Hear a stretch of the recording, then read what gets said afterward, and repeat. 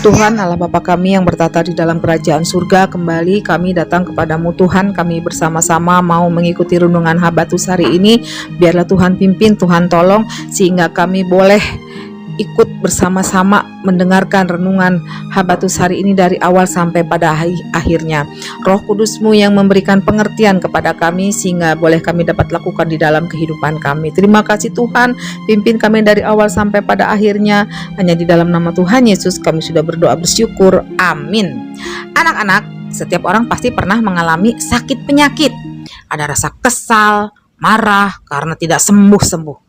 Apalagi seusia kalian ya, masih suka bermain bersama teman-teman. Orang tua pasti berusaha untuk kesembuhan anak-anaknya dengan cara membawa ke dokter. Bahkan ada juga yang membawa ke orang pintar yang bisa untuk menyembuhkan. Nah, seperti pembacaan Alkitab kita hari ini yang diambil dari Markus 5 ayat 21 sampai 43, saya akan membacakan ayat 26. Ia telah berulang-ulang diobati oleh berbagai tabib, sehingga telah dihabiskannya semua yang ada padanya.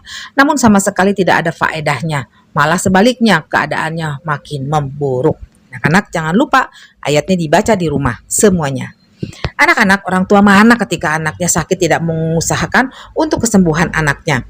Begitu juga dengan Yairus yang sudah berusaha sekuat tenaga untuk kesembuhan anaknya yang sakit. Dan pada akhirnya Yairus rela datang di depan kaki Tuhan Yesus sambil tersungkur. Padahal kalau kita baca dalam Alkitab, Yairus adalah seorang kepala rumah ibadat. Dia adalah seorang yang terpandang. Tetapi Yairus rela melakukannya, dan itu hanya untuk kesembuhan anak perempuannya. Pada waktu Tuhan Yesus akan menuju ke rumah Yairus, Tuhan Yesus dikerubungi orang banyak. Lalu Tuhan Yesus merasa ada yang memegang jubahnya sehingga mengalir kuasa dari dalam diri Tuhan Yesus. Ya. Ada apa ya anak-anak? Ternyata ada seorang perempuan yang sudah 12 tahun pendarahan. Dia sudah berobat ke sana kemari sampai hartanya habis dan tidak ada harapan lagi. Padahal anak-anak pada zaman perjanjian lama, kalau perempuan yang sakit pendarahan itu adalah najis, harus dijauhkan. Tetapi perempuan tersebut mempunyai pengharapan dan iman untuk kesembuhannya hanya dengan memegang jumbai jubahnya. Jumbai jubahnya itu hanya ujungnya saja loh anak-anak ya. Nah, Tuhan Yesus dan benar-benar sembuh. Nah, anak-anak, lalu Tuhan Yesus berkata, "Siapa yang memegang aku?" Dengan rasa takut, perempuan itu mengakui dan menceritakan keadaan dirinya kepada Tuhan Yesus. Lalu Tuhan Yesus berkata, "Hai anakku, imanmu telah menyelamatkan engkau. Pergilah dengan selamat dan sembuh dari penyakitmu." Anak-anak, pada waktu Tuhan Yesus masih berbicara, datanglah salah seorang keluarga Yairus yang memberi kabar buruk bahwa anak Yairus sudah mati. Betapa sedih hati Yairus. Tapi Tuhan Yesus berkata kepada kepala rumah ibadat itu, "Jangan takut, percaya saja." Karena Yairus percaya dan imannya terbukti, anaknya yang sudah mati itu dipegang oleh Tuhan Yesus dan berkata, "Talitakum," yang artinya, "Hai anakku, aku berkata kepadamu, bangunlah." Dengan kuasa Tuhan Yesus, anak itu bangun dan hidup kembali. Semua orang yang melihat mukjizat itu sangat takjub karena hal ini belum pernah mereka lihat sebelumnya. Ya, kita pasti sangat kagum bahwa berbagai mukjizat yang Tuhan Yesus sudah lakukan.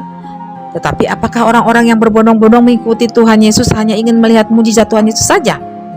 Untuk apakah Tuhan Yesus datang ke dunia ini? Tuhan Yesus datang ke dunia ini untuk menyelamatkan manusia dari dosa. Anak-anak, Yairus, perempuan yang pendarahan 12 tahun dan orang-orang banyak yang berkerumun itu adalah orang-orang berdosa, termasuk kamu, saya, dan semua orang di dunia ini. Ingat, Roma 3 ayat 23, semua orang adalah berdosa. Ya, Tuhan Yesus rela datang ke dunia ini menjadi serupa dengan manusia. Dia rela dihina, dia rela disiksa, bahkan sampai mati di kayu salib. Tetapi pada hari ketiga dia bangkit naik ke surga, hidup kekal selama-lamanya. Nah, itu semua Tuhan Yesus lakukan karena kasih-Nya kepada kamu, saya, dan semua orang, bagi mereka yang percaya. Tuhan Yesus datang untuk menyelamatkan orang berdosa. Setiap orang pasti senang kalau disembuhkan, ya kan? Tetapi yang paling penting bagi manusia adalah keselamatan. Manusia bisa memperoleh keselamatan dengan pergi ke dokter, tetapi tidak bisa melakukan apapun untuk membersihkan hatinya dari dosa. Hanya Tuhan Yesus yang bisa menghapus dosa manusia. Anak-anak, Tuhan Yesus menolong Yairus. Tuhan Yesus menolong perempuan yang sakit pendarahan 12 tahun. Tuhan Yesus juga menolong kamu, saya, dan semua orang di dunia ini dari hukuman dosa. Bagi mereka yang percaya.